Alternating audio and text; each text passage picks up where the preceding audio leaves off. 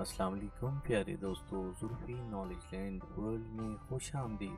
सुल्तान Salahuddin Ayyubi रहमतुल्लाह अलैह अली नासरी का इंकशाफ सुनकर सलाहुद्दीन मुस्कुराया। इसका मतलब है कि मिस्र का सारा इंतजाम बारबिक की दुआ और बददुआ के तहत चल रहा है। सलाहुद्दीन के लहजे में गहरा तंज पोशीदा था। हमने आपके चचा मरहूम को भी समझाया था कि वो बारबिक की खानकाह में हाजिर होकर इसकी रूहानी ताकतों से फैज़याब हों और निहायत सुकून और इत्मीनान से मिस्र पर हुकूमत करते रहें। अली नासरी ने एक और हैरान कर देने वाला इंकशाफ किया, मगर असदुद्दीन शेरको ने हमारी बात को बड़ी हकारत के साथ झुठलाया, जिसके नतीजे में वो अचानक बीमार पड़े और दुनिया से रुखसत हो गए। ये सब बारबिक की बददुआओं के असरात थे। अली नासरी का ख्याल था कि जवां साल सलाहुद्दीन अपने चचा की मौत का सबब सुनकर गुस्से से भड़क उठेगा, लेकिन मिस्र की नौउमर वजीर आजम ने गैर मामूली ज़ब्त व तहम्मुल का मुजाहिरा किया और अली नासरी से मुस्कुराते हुए सवाल किया, तुम दोनों बारबिक के मोतकिद हो या मुनकिर? अबू जाफिर और अली नासरी के लिए ये बड़ा परेशान कुन सवाल था। इन दोनों के ज़हन बुरी तरह उलझ कर रह गए थे। अबू जाफिर और अली नासरी बैकवक्त एक ही जाविये से सोच रहे थे कि अगर वो बारबिक के मोतकिद होने का इकरार करते हैं तो सलाहुद्दीन इनकी जान बख्शी के वादे से मुकर भी सकता है। इसलिए दोनों ने अपनी जिंदगी बचाने के लिए मसलहत और झूठ से काम लेते हुए कहा, हम दोनों का बारबिक से बस इतना ताल्लुक है कि कभी कभी इसकी रूहानी मजलिसों में शरीक हुआ करते थे। हमने इसके अकायद को कभी तस्लीम नहीं किया। ज्यादा से ज्यादा इस रस्म राह को दोस्ती का नाम दिया जा सकता है। अबू जाफिर और अली नासरी का झूठ सुनकर सलाहुद्दीन मुस्कुराया, अगर तुम इसकी दोस्ती का इकरार करते हो तो ऐसी मुसीबत के वक्त बारबिक की रूहानी ताकत तुम्हारे काम क्यों नहीं आई? अली नासरी ने एक लम्हा जाया किए बगैर नया झूठ तराशा। इसी वक्त तो हमें अंदाजा हुआ कि बारबिक करामत एक ढोंग है। वो अलल इलान कहता है कि मेरा मानने वाला जब भी मुझे पुकारेगा मैं इसकी मदद को पहुंच जाऊंगा। हमने भूखा रहकर 3 दिन तक कैदखाने के अंधेरों में बारबिक को हजारों बार पुकारा, मगर वो नहीं आया। आखिर हम दोनों इस नतीजे पर पहुंचे कि इसकी रूहानियत एक फरेब है। सलाहुद्दीन इन दोनों की गुफ्तगू से मुतमिन नहीं था। इसका कोई और फरेब बयान करो जिसका मैं अपनी आंखों से मुशाहिदा करूं। हम बस इतना ही जानते हैं। अब की बार अबू जाफिर बोला, बारबिक के हजारों फिदाइन मिस्र में मौजूद हैं, मगर कोई इस राज से आगाह नहीं कि वो फिदाइन कहाँ हैं और किस लिबास में हैं। सलाहुद्दीन कुछ देर तक गहरी सोच में डूबा रहा, फिर इसने अली नासरी से एक नया सवाल कर डाला, ये बात किस तरह साबित की जा सकती है कि वो हसन बिन सबा का मानने वाला है? तुम्हारे बकौल बारबिक तकरीर का माहिर और इल्फाज का जादूगर है। इस तरह वो अपनी गुमराही से इनकार करते हुए खुद को एक सही लकीदा मुसलमान भी साबित कर सकता है। बेशक वो ऐसा भी कर सकता है, मगर अपनी जन्नत को कहाँ ले जाएगा जो इसने खानका के अंदर जेर जमीन आबाद कर रखी है? ये सुनते ही सलाहुद्दीन के चेहरे पर इत्मीनान का गहरा रंग छलकने लगा, जैसे कोई मुसाफिर भटकते भटकते अपनी मंजिल पर पहुंच गया हो। दूसरे दिन सलाहुद्दीन ने अपने मोतमिद खास अमीर अजीजुद्दीन के हाथ बारबिक के नाम खसूसी पैगाम भेजा।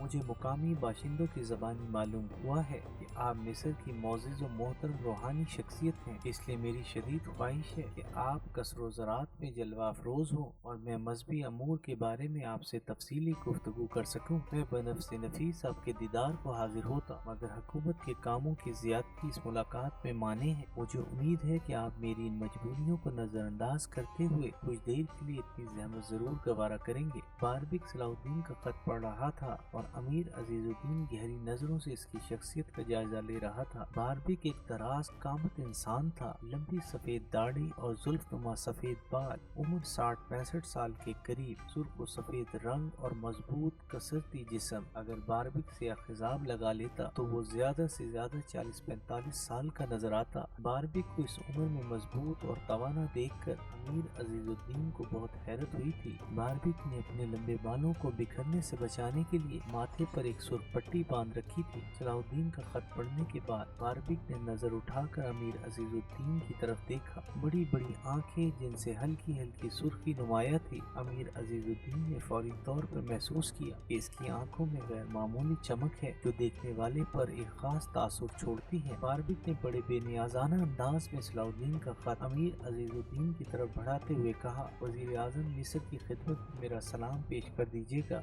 मैं इनकी इस इनायत के लिए मशकूर हूँ कि वो मुझसे हुस्न ज़न रखते हैं, वरना मैं तो एक गुनाहगार और कम इल्म इंसान हूँ, इसलिए गोशे में मुँह छुपाए पड़ा रहता हूँ। सलाउद्दीन ने बड़ी हैरत से बारबिक का जवाब सुना, फिर अपने मोतमिद खास अमीर अजीजुद्दीन से पूछा, तुम्हें खानका में क्या आसार नजर आए? अमीर अजीजुद्दीन ने बताया, बारबिक बहुत मामूली कपड़ों में मलबूस था और एक चटाई पर बैठा था। इसे पहली बार देखकर यही तासुर मिलता है कि वो एक तारिकुल दुनिया इंसान है जिसे अहले दुनिया से कोई गर्ज नहीं। फिर बारबिक की वो जन्नत कहाँ है जिसका जिक्र अबू जाफिर और अली नासरी ने किया है? सलाहुद्दीन के चेहरे पर फिक्र तशवीश के आसार नुमाया हो गए। अमीर अजीजुद्दीन मुस्कुराया, जन्नत बारबिक की खानका तो किसी राहिब की झोंपड़ी नजर आती है। सलाहुद्दीन ने इसके बाद कोई सवाल नहीं किया और अपने मोतमिद खास को साथ लेकर कैद खाने जा पहुँचा। सलाहुद्दीन को जिंदान के दरवाजे में दाखिल होते देखकर अबू जाफिर और अली नासरी ये समझे कि इनकी रिहाई का वक्त आ गया है, मगर जब सलाहुद्दीन करीब आया और इन दोनों ने इसके चेहरे पर नागवारी का रंग देखा तो सहम से गए। तुमने मुझसे झूठ बोला। सलाहुद्दीन के लहजे से शदीद गुस्से का इजहार हो रहा था। फिर इसने अमीर अजीजुद्दीन का बयान करता पूरा वाकया सुना दिया। यही तो इस साहिर का कमाल है। अली नासरी ने इंतहाई पुरजोश लहजे में कहा, बारबिक की जन्नत जमीन दोज है। जब आप खानका की तलाशी लेंगे तो किसी न किसी चटाई के नीचे इसकी जन्नत का दरवाजा भी मिल जाएगा, मगर आप वहाँ एक फौजी दस्ते के हमरा जाएंगे। अबू जाफिर ने सलाहुद्दीन को मशवरा देते हुए कहा, जेर जमीन जन्नत में बारबिक के सैकड़ों मुसल्लह फिदाइन भी रहते हैं। सलाहुद्दीन ने अबू जाफिर और अली नासरी के एक एक लफ्ज को बहुत गौर से सुना और कुछ देर तक सोचता रहा। फिर इसने अपनी शमशीर बेनियाम की। ये मंजर देखकर अबू जाफिर और अली नासरी शदीद खौफ के आलम में पीछे हट गए और दोनों हजियानी अंदाज में चीखने लगे, खुदाए वाहिद की कसम, हमने झूठ नहीं बोला। बारबिक की जन्नत इसी खानका में है। सलाहुद्दीन शमशीर लिए आगे बढ़ा।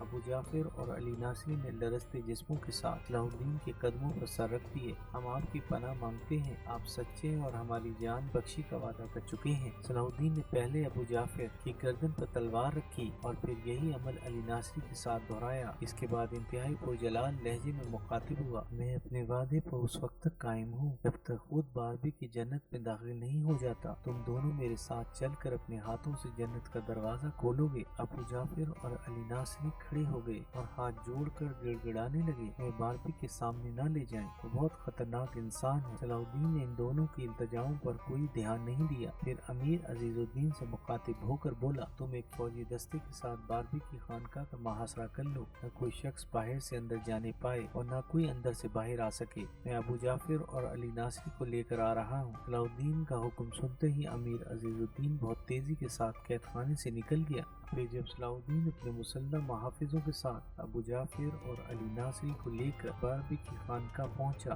तो अमीर अजीजुद्दीन वहां मौजूद था और मुहासरा मुकम्मल हो चुका था। बारबिक के खिदमतगार इसे एक एक लम्हे की खबर दे रहे थे। चंद लम्हों के लिए बारबिक के सुर्खो सफेद चेहरे पर खौफ व हरास की परछाइयां लरजने लगी, मगर इसने फौरन ही अपनी इस हिजानी कैफियत पर काबू पा लिया और इंतहाई पुरजलाल लहजे में अपने खिदमतगारों को मुखातिब करते हुए कहा, अगर कोई मेरे बारे में पूछे तो उससे कह देना कि हमारे मुर्शिद काहिरा में नहीं है, तवील चिल्लाकशी के लिए दमियात चले गए हैं। ये कहकर बारबिक एक इंतहाई खुफिया रास्ते से अपनी ज़ेरे जमीन जन्नत में चला गया। खानका के दरवाजे पर पहुंचने के बाद सलाहुद्दीन ने खानका के खादी पहरेदार से कहा, अपने मुर्शिद को जाकर इतला दो कि वजीर आजम मिस्र सलाहुद्दीन इनके दीदार के लिए हाजिर हुए हैं। खानका के दरवाजे पर खड़े हुए पहरेदार खादिम ने वही अल्फाज दोहरा दिए जिनकी से हिदायत की गई थी। सलाहुद्दीन ने एक लम्हे के लिए हैरत से अमीर अजीजुद्दीन की तरफ देखा जो करीब ही मौजूद था। अमीर अजीजुद्दीन ने सलाहुद्दीन की नजरों का मफहूम समझ लिया और बिला ताखीर जवाब देते हुए कहा,